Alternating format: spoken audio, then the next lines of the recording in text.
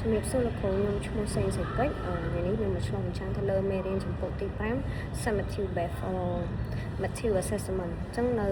ក្នុងចំណុចនេះsummative based for material assessment ហ្នឹងគឺជាវិធីសាស្ត្រនៃការវិតម្លៃដែលមានលក្ខណៈពិតប្រាកដនិងមានលក្ខណៈវា formal ជាង embedded បន្តិចហើយនៅក្នុងការវាស់វែងអំពីប្រសិទ្ធភាពនៃការបង្រៀនហ្នឹងគឺមានជាការតាមរយៈការធ្វើតេស្តដូចជាមានកម្រងសំណួរមានកម្រងឬក៏មានកិច្ចការផ្ទះជាដើមដែលត្រូវបានយកមកប្រើប្រាស់នៅក្នុងគោលបំណងដើម្បីប្រមូលទិន្នន័យព័ត៌មាននិងការផ្ដល់យោបល់កែលម្អទៅដល់សិស្សហើយបើចំណាយទៅលើ embedded formative assessment វិញគឺត្រូវបានប្រើប្រាស់នៅអំឡុងពេលដែលបង្រៀនអញ្ចឹងគេប្រើប្រាស់វាយតម្លៃនៅក្នុងអំឡុងពេលដែលគ្រូកំពុងបង្រៀនដំណើរការបង្រៀនហ្នឹងគឺដើម្បីតាមដានអំពីការអភិវឌ្ឍចំណេះដឹងរបស់សិស្សទៅលើកម្មវត្ថុនៃការសិក្សាខណៈពេលដែល summative based formative assessment ហ្នឹងគឺត្រូវបានប្រើប្រាស់ដើម្បីវាយតម្លៃពីសមត្ថភាពរបស់សិស្សនៅចុងបញ្ចប់នៃមេរៀនឬក៏នៅក្នុងវគ្គសិក្សាណាមួយហើយប្រភេទនៃ summative based formative assessment ហ្នឹងគឺយើងមានបែងចែកចេញទៅជា3ទី1ទៅលើ pre-assessment គឺការវាយតម្លៃមុនអញ្ចឹងគឺជាការសាកល្បងការធ្វើតេស្តនិយាយទៅមុននឹងចាប់ផ្ដើមបង្រៀនគឺគ្រូមានការធ្វើតេស្តជាមុនដូចជាការតេស្តដើមឆ្នាំផងដែរអញ្ចឹងដើម្បីធ្វើឲ្យសិស្សហ្នឹងនៅមុនពេលដែលចាប់ផ្ដើមបង្រៀនមេរៀនថ្មីដើម្បីស្វែងរកនៅអ្វីដែលត្រូវការបន្ថែមនៅក្នុងការបង្រៀនមេរៀនមួយនិងអ្វីដែលពួកគេអាចដែលពួកគេមានចំណេះឬក៏ជំនាញពីមុនរួចរាល់ហើយមួយទៀតគឺទៅលើ homework កិច្ចការផ្ទះនៅក្នុងការដាក់ homework កិច្ចការផ្ទះនេះគឺគោលបំណងចម្បងគឺគ្រូភាគច្រើនដាក់ចេញនៅកិច្ចការផ្ទះសម្រាប់សិស្សនោះគឺដើម្បីផ្ដល់នូវការអនុវត្តបន្ថែមការបំពេញទៅលើចំណេះឬក៏ជំនាញណាមួយហើយវាត្រូវបានប្រើសម្រាប់បន្ថែមពង្រីកនិងពង្រឹងនៅការសិក្សារៀនសូត្ររបស់សិស្សទី3គឺ set work គឺការងារនៅក្នុងថ្នាក់អញ្ចឹងគឺវាអាចធ្វើយើងអាចធ្វើឡើងដើម្បីតាមរយៈកិច្ចការច្រើនប្រភេទនៅក្នុងថ្នាក់ដែលអនុញ្ញាតទៅឲ្យគ្រូមានសមត្ថភាពនៅក្នុងការចូលរួមនៅផ្ដល់នៅមតិកែលម្អអំពីសំណាក់ការសិក្សារបស់សិស្សតាមទស្សនវិស័យផ្សេងៗគ្នាអញ្ចឹងនៅក្នុងការងារក្នុងថ្នាក់យើងនិយាយទៅដូចជាការធ្វើការងារក្រុមនៅក្នុងមួយមេរៀនមួយគឺអាចមានការបែងចែកជាក្រុមអញ្ចឹងយើងអាចឲ្យសិស្សគាត់ធ្វើការងារជាក្រុមនៅក្នុងថ្នាក់បន្តមកទៀតចូលទៅដល់ quiz and unit test គឺជាប្រភេទកម្រងសំណួរឬក៏ការធ្វើតេស្តប្រចាំខែទៅលើកម្រងសំណួរវិញគឺជាទម្រង់ដែលមានរចនាត្រឹមត្រូវហើយត្រូវបានប្រើប្រាស់ដើម្បីត្រួតពិនិត្យទៅលើការសិក្សារបស់សិស្សទៅលើជំនាញជាក់លាក់ណាមួយដែលមានស្តង់ដារឬក៏តាក់ទងទៅនឹងគោលបំណងនៃការសិក្សាដែលជាការច្នៃនៅគោលដៅទូទៅបន្ថែមសម្រាប់ទៅលើមេរៀនណាមួយសំខាន់នៃការបង្រៀនហើយវាគួរតែត្រូវបានបំពេញនៅក្នុងថ្នាក់ហើយសិស្សគឺគាត់អាចទទួលបាននៅលទ្ធផល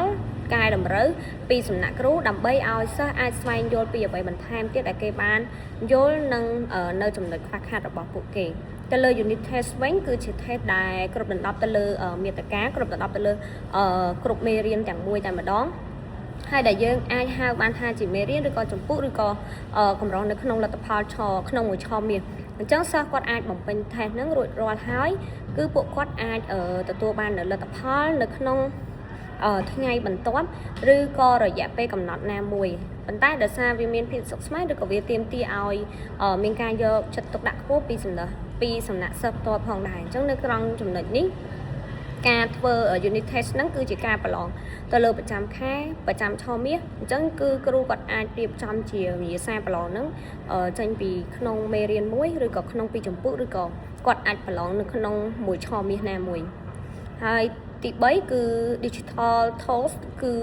ជាឧបករណ៍បែប digital អញ្ចឹងត្រូវការប្រើប្រាស់ឧបករណ៍បែប digital សម្រាប់ទៅលើការវាយតម្លៃការអប់រំសម្រាប់ពេលបច្ចុប្បន្នផងដែរអញ្ចឹងយើងដឹងហើយថាបច្ចុប្បន្នឥឡូវគឺការសិក្សាវាអាចរៀងទាន់សម័យបែប digital រៀងច្រើនអញ្ចឹងគឺវាមានលក្ខណៈទូលំទូលាយហើយជាពិសេសនោះគឺយើងអាចប្រើជំនួសឲ្យការបញ្ចេញសកម្មភាពខ្លាំងនៅក្នុងថ្នាក់ក្នុងការឆ្លើយតបទៅសិស្សផងដែរហើយឧបករណ៍ digital ដែលរួមបញ្ចូលនៅ មានដូចជាគេហទំព័រហើយយើងអាចប្រើបានជាប្រភេទlaptop យើងអាចប្រើជា iPad ឬក៏ទូរស័ព្ទ tablet ណាមួយផ្សេងៗឬក៏ឧបករណ៍ផ្សេងៗទៀតហើយដែលអនុញ្ញាតឲ្យសិស្សផ្ញើនៅចម្លើយតាមរយៈប្រព័ន្ធអេឡិចត្រូនិកសិស្សអាចមានភាពងាយស្រួលក្នុងការឆ្លើយតបនិងចំណាយទៅលើពេលវេលាមានភាពរហ័សហើយគ្រូមានភាពងាយស្រួលនៅក្នុងការផ្ដល់ feedback ទៅវិញផងដែរអញ្ចឹងនៅក្នុងហ្នឹងគឺសិស្សគាត់អាចធ្វើកិច្ចការដែលគ្រូដាក់ឲ្យឧទាហរណ៍ថានៅក្នុងបឋមសិក្សាគេមានកម្មវិធី PLP អញ្ចឹងនៅពេលដែលគ្រូដាក់កិច្ចការតាមរយៈថ្នាលបឋមហ្នឹងទៅគឺសិស្សគាត់អាចធ្វើកិច្ចការហ្នឹងដើម្បីត្រឡប់មកឲ្យគ្រូវិញបានទី4មួយទៀតគឺទៅលើ common assessment គឺជាការរៀបចំដោយការចូលរួមសហការរវាងក្រុមត្រូវនឹងគ្រូទាំងអស់ឬក៏ជាមួយប្រធានក្រុមដើម្បីវាស់វែងពីការអភិវឌ្ឍការសិក្សារបស់សិស្សដើម្បីឈានទៅដល់គោលដៅឬក៏ការចែករំលែកនៅគោលបំណងស្តង់ដារនៃការបង្រៀនហើយជាទូទៅវាធ្វើឡើងនៅចន្លោះពេល2ឬក៏ទៅ3សប្តាហ៍ដើម្បីធ្វើការវាយតម្លៃម្ដងបន្តមកទៀតគឺទៅលើ interim assessment គឺវាមានលក្ខណៈស្តៀងគ្នាទៅនឹង common assessment ដែរគ្រាន់តែថាខុសតែរយៈពេលនៃការវាយតម្លៃគឺប្រព្រឹត្តទៅរយៈពេល9សប្តាហ៍ម្ដងដើម្បីវាយតម្លៃនិងកែលម្អទៅកាន់សិស្សទៅលើប្រភេទនៃការ feedback វិញand mode of delivery វិញគឺជាទូទៅឬ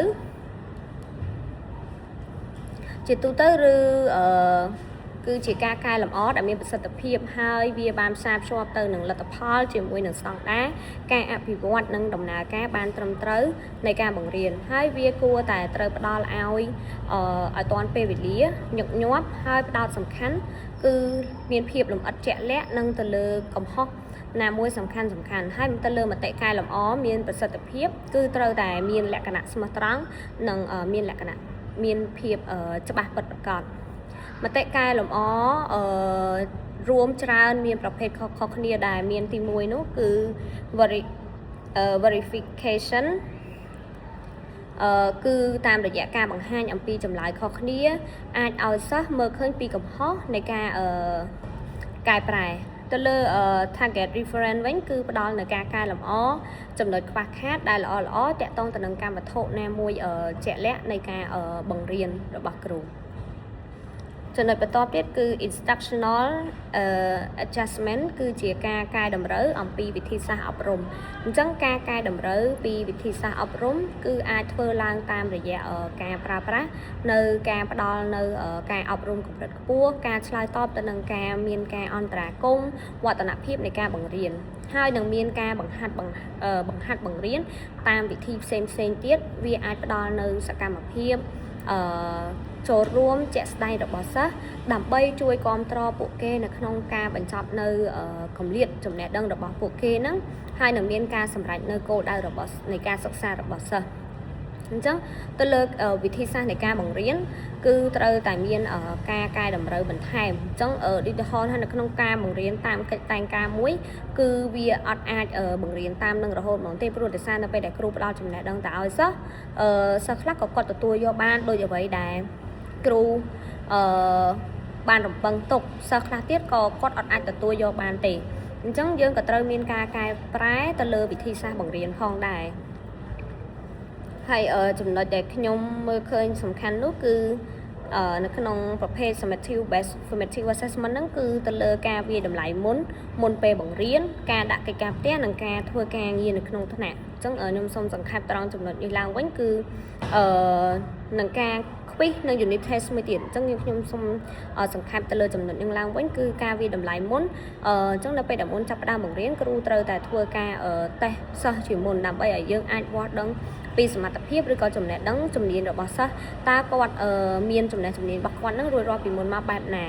ហើយទៅលើការដាក់កិច្ចការផ្ទះគឺវាសំខាន់ដើម្បីយើងអាចវាស់ស្ទង់ពីចំណេះដឹងដែលគាត់បានរៀនក្នុងរយៈពេល1ម៉ោងសិក្សាឬក៏ក្នុងរយៈពេល1ថ្ងៃហើយបើការងារនៅក្នុងថ្នាក់វិញគឺយើងអាចឲ្យសិស្សមានការចូលរួមគាត់ចេះសហការគ្នាចេះជួយគ្នាអញ្ចឹងនៅក្នុងថ្នាក់រៀននីមួយគឺគ្រូតែងតែមានការបង្កើតជាការងារក្រុមយ៉ាងហោចណាស់ក៏មានអាចជា3ឬក៏4ក្រុមផងដែរហើយទៅលើចំណុចសំខាន់នោះមួយទៀតនៃការវាយតម្លៃរបស់សិស្សហ្នឹងគឺទៅលើការធ្វើ quiz និង unit test អញ្ចឹងការធ្វើ quiz យើងអាចនិយាយបានហាងក្នុង จับเมเรียนมวยยังอาจทัวคลิสนึงมวยบานได้แต่ต้องจะมวยนึงเมเรียนหนึ่งจะเป็นใต้ตะเลือการปราสมนุยยังอาจปราชีประเภทสมนุบ่าวแต่การปลุกคอดให้ในจงกลายคือมือเจ็ดคือยูนิตเทสคือการทัวแต่ประจำค่ายจังการทัวแต่ประจำค่ายก็มีให้ยังโบรวมสรุปเมเรียนในขนมระยะเป็นมาค่ายได้ยังบานเรียนขนมมวยค่ายก็ยังอาจเรียนอย่างฮอยนักกับบานปีเมเรียนใบเมเรียนหรือก็ขนมมวยจมพูพองได้จังยังอาจทัวชีสมนุในขนมเมเรียนแต่อ่อนนู้ดำใบทัวแต่การก๊อตถ้าก๊อตตัวในจำนี้บานประมาณเพียรอยจ้าส้มอักคนจะเบียดเรียนครู